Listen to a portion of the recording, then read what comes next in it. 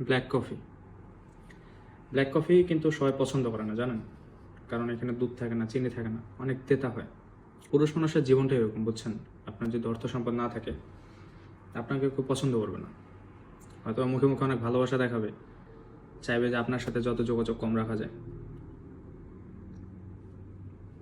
খুব কম মানুষ আছে যারা আপনার পাশে থাকবে, আপনার ভালো চাইবে।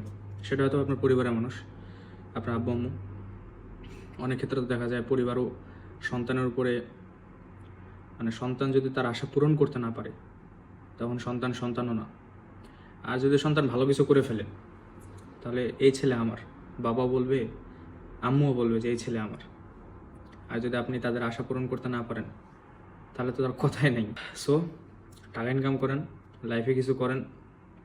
আর এতে তো হওয়াটা একদিক থেকে ভালো, কেন জানেন?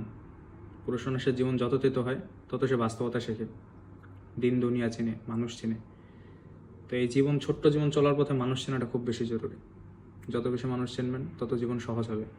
না হলে ভাই, কোন ভুল ভাল মানুষের পাল্লায় পড়বেন, কোন সময় কোন দিক দিয়ে বাস খাইয়া যাবেন, আপনি নিজেও টের পাবেন না।